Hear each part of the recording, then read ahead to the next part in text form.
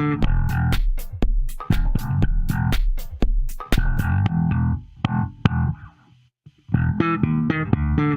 from the Rock Ridge Broadcasting Room at Rock Ridge High School, this is Rock Ridge Rundown. Good afternoon, and happy belated spring week. I'm still Will, this is still Hollis, and this is what is now take 4 of your Season 2 finale of the Rock Ridge Rundown.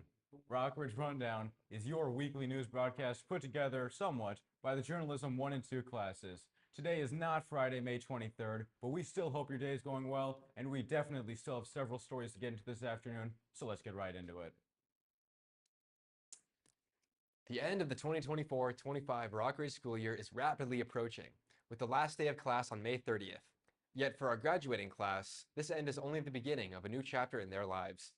As the school year winds down, the lives of our seniors are only winding up to prepare for their next stage of life.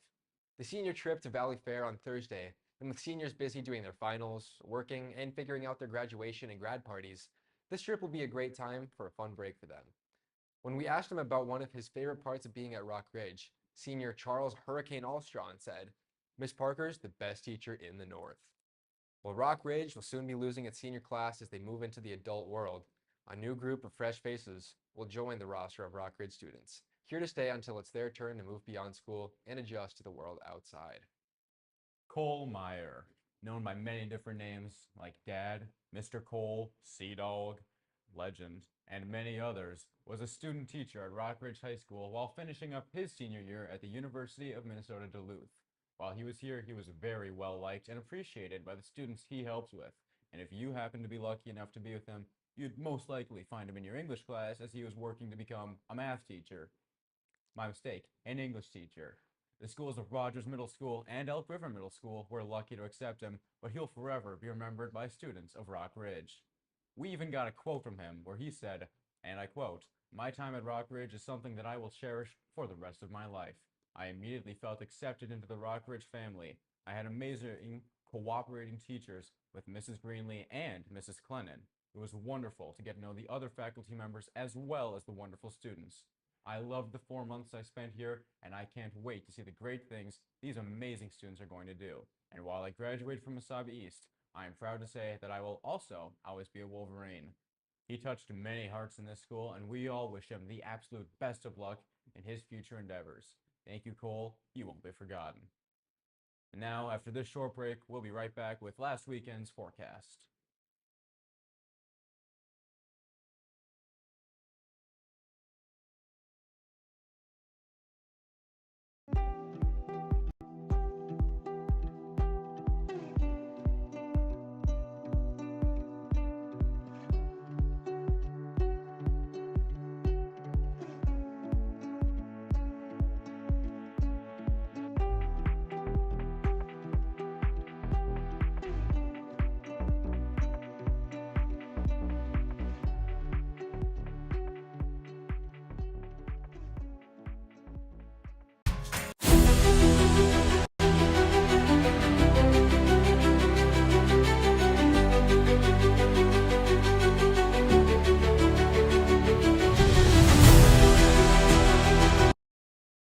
Hello, Rock Ridge High School. This is Landon Lindelof with your forecast. Starting today, we have a high of 59 and a low of 42. This week, temperatures are warming up. Saturday with a high of 61 and a low of 40. And then cooling down. Sunday had a high of 64 and a low of 39. Going into this week, temperatures will be staying steady. Monday had a high of 67 and a low of 45. Tuesday also had a high of 70 and a low of 45. Wednesday will have a high of 70 and a low of 49. Thursday, things will stay steady again with a high of 76 and a low of 50. And finally, Friday having a high of 78 and a low of 52. That's all I have for you this week. Now it's time to head into 10 questions in 30 seconds.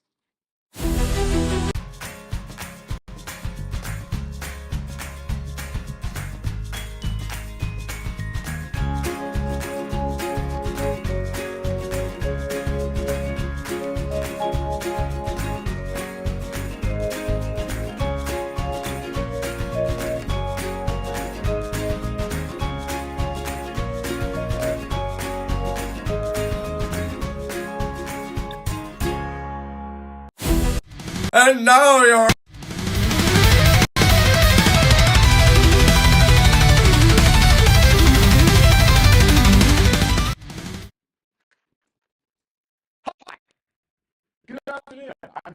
when you're not.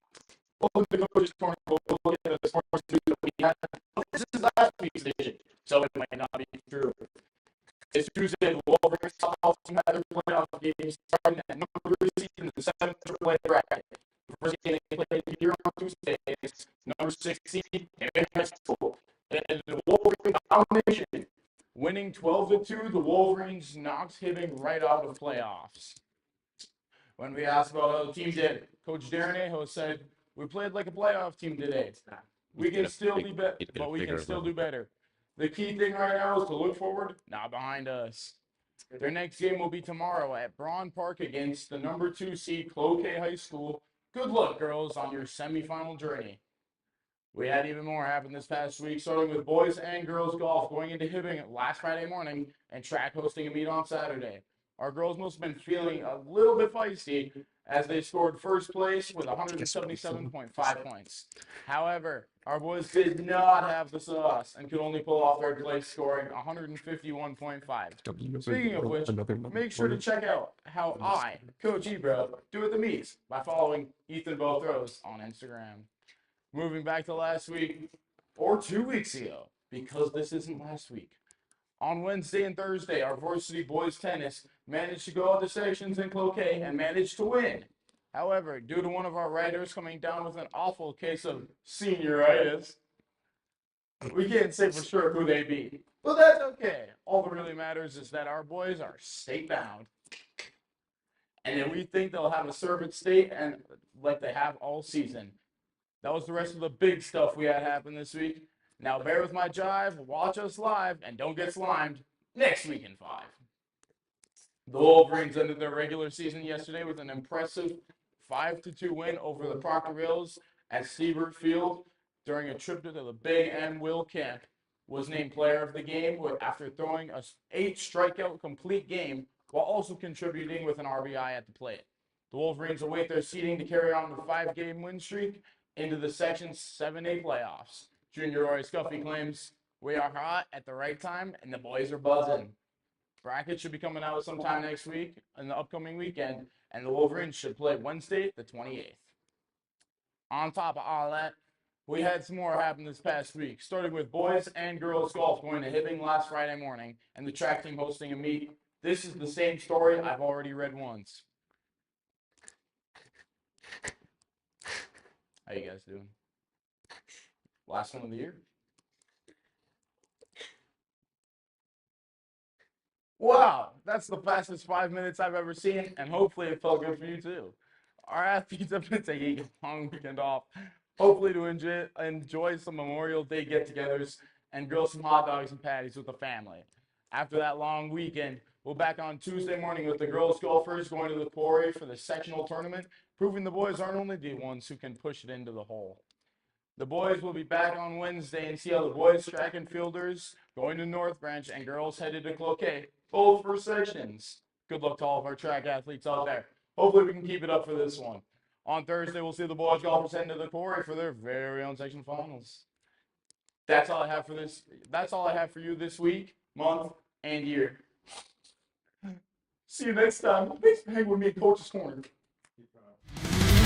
And now you're watching Worldwide Wolverines with Laska and also her class.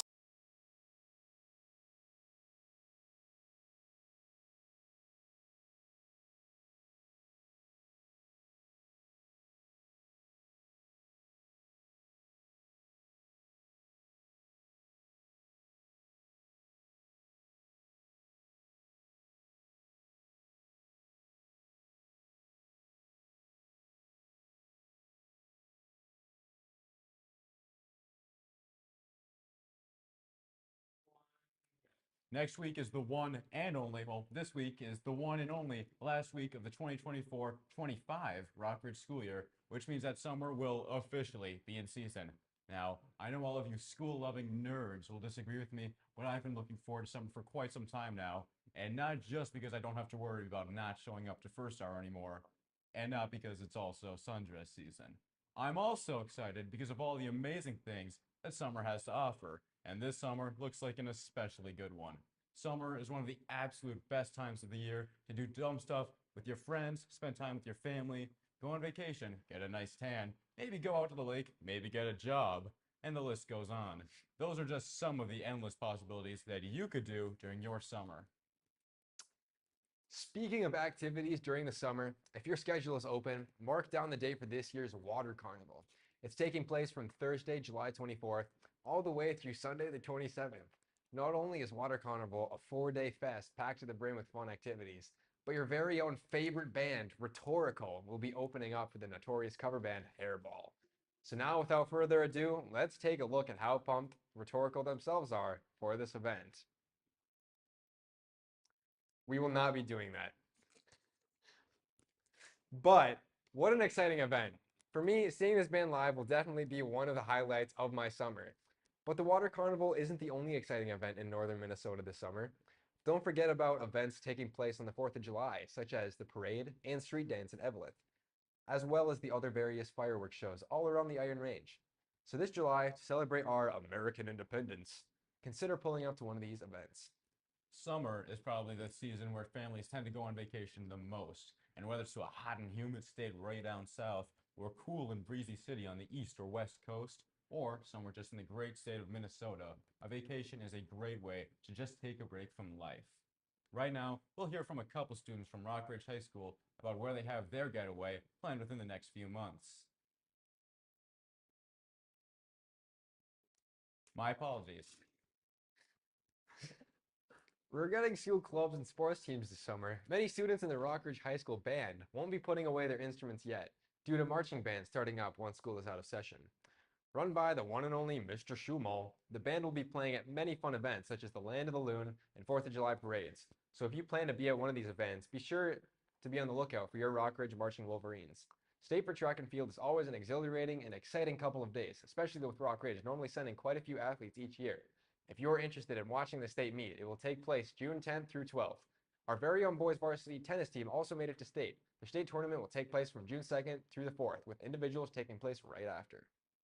If you're still looking for other things to do on top of everything else we've got going on, there are some great movies coming out within the next couple of months. Well, now that I give it a second thought, I don't know if I would necessarily say great. That just might be stretching it a little bit too much.